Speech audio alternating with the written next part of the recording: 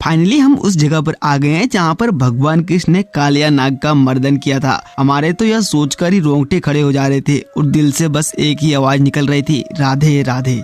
हम सब आ गए हैं वृंदावन और हम कालिया नाग के मर्दन वाले जगह पर जाने के लिए सबसे पहले हमें आना होगा इस्कॉन मंदिर के पास। यहाँ पर भजन कीर्तन में विदेशियों को भी नृत्य करते हुए राधा कृष्ण में लीन देखने को मिलेंगे।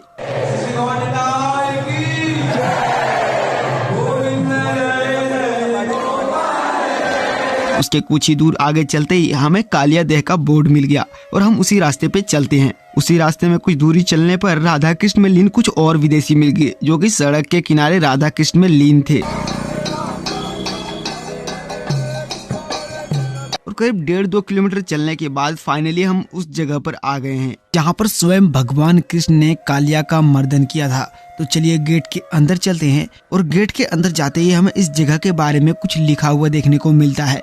बैठी कदम की डारी यमुना में गेंद उछारी, श्री दामा दे तो गारी लाला दे गेंद हमारी। लीलाधर लीलाधरी झट कूदे कृष्ण मुरारी, गोप सखा और गोए रो रो कर पुकारी। दोस्तों यह वही 5500 साल पुराना कदम का पेड़ है जिस पर स्वयं भगवान कृष्ण ने छलांग मारी थी। सबसे पहले हम इस कदम के दर्शन करते हैं, जिसके बाद मैं आपको वो डाल भी दिखाता हूँ जिस पर से स्वयं भगवान कृष्ण ने छलांग मारी थी। इसी कदम पर बैठकर भगवान कृष्ण अपने सखाए के साथ खेल रहे थे और गेंद यमुना नदी में चली गई थी। जिसके बाद भगवान कृष्ण के सखाओं ने गेंद लाने को कृष्ण जी से कहा और कृष्ण जी इसी डाल पर से छलांग मारे थे। इस पेड़ के एक एक पत्ते में बस कृष्ण कृष्ण ही आवाज सुनाई देती है और बहुत ही प्राचीन पेड़ है, यह देखने से ही पता चलने लगता है और काफी ज्यादा विशाल भी है। इस कदम के चबूतरे में साफ साफ मेंशन किया गया है कि यही कदम की डाल बैठी नंद लाला गेंद उछारी, सखा संग खेले हरि। भाइयों यही वो कदम की डाल है जिस पर से हरि श्री कृष्ण जी ने यमुना में छलांग लगाई थी। पर यमुना जी अभी कहाँ है? हमारे दिमाग में ये बात खटकी। इससे पहले इस डाल में हमें एक होल दिखाई दिया जिसमें झांकने पर पता चला कि अभी इसमें लोग अपनी मनोकामना मांगकर प्रसाद चढ़ाते हैं और पूछने पर यह भी पता चला कि जो भी इस वृक्ष की परिक्रमा करते हैं उनकी मनोकामना पूर्ण होती है। इस वृक्ष का नाम केली कदम है। पर अभी तो श्री कृष्ण कालिया नाग के मर्दन करते हुए देखना तो बाकी था। फिर हम थोड़ा नीचे चलते हैं।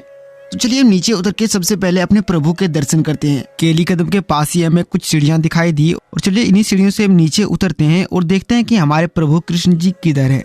और यहाँ पर जितने भी खंभे आपको दिखाई दे रहे हैं और ये दीवारें दिखाई दे रही है, ये भी काफी प्राचीन मानी जाती है। ये भी काफी पुराने जमाने के बने हुए हैं। इन दीवारों पर बहुत सारे भगवान कृष्ण से जुड़े दोहे भी लिखे हुए हैं जो कि आपको मंत्र मुग्ध कर देगी पढ़ने पर। बहुत ही सुंदर सुंदर लेख है। और हमें कुछ ही कदम पर श्री कृष्ण जी के कालिया नाग के फन पर मर्दन करते हुए दर्शन हो जाते हैं। राधे राधे।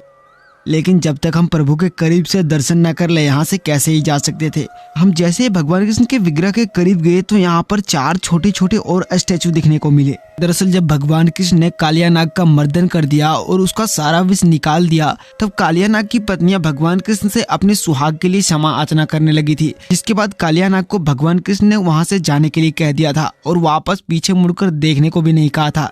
लेकिन कालिया नाग तो कालिया नाग ही था। यहाँ से कुछ दूर जाने के बाद उसने पीछे मुड़ करके देखा था। जिसके बाद कालिया नाग वहीं पर पत्थर का बन गया था। जगह भी मैं आपको अगली वीडियो में दिखाने वाला हूँ। पर यमुना जी कहाँ है? अभी भी हमारे दिमाग में यह खटक रही थी। यमुना जी के दर्शन करने से पहले हमने सोचा कि चलो प्रभु के दर्शन थोड़ा पीछे और करीब से किया जाए।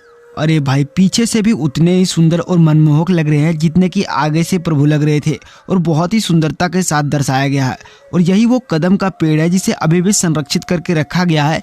इनके डालों के नीचे सीमेंट की दीवारें लगाई गई है ताकि पेड़ टूटे नहीं। द्वापर युग के समय में यमुना जी यहाँ तक बहा करती थी। ये काफी प्राचीन पेड़ है लेकिन आज भी अपने अस्तित्व में मौजूद है और आज भी टिके हुए हैं। ये कोई कम बड़ी बात नहीं है। प्रभु के दर्शन थोड़ा करीब और पीछे से करते हुए जब हम ऊपर की ओर आए तो हमें कुछ ही दूरी पर यमुना जी बहती हुई दिखाई दी। इस कदम को बहुत ही सुंदरता के साथ संजो के रखा गया है। और प्रभु के दर्शन करते हुए आप भी एक बार कमेंट में दिल से राधे राधे जरूर लिखें। अगली वीडियो में हम आपको दिखाएंगे वो जगह जहाँ पर सभी ग्वाल बालों को निगलने वाले अघासुर का वध भगवान कृष्ण ने किया था। ये वो जगह जहाँ पर यहाँ से कालिया नाग भागने के बाद पत्थर का बन गया था। तो चैनल को अभी सब्सक्राइब कर लीजिए और वीडियो को लाइक कर दीजिए जिससे हमें उस जगह के भी दर्शन हो पाए। दिल से एक बार राधे राधे जरूर लिखें।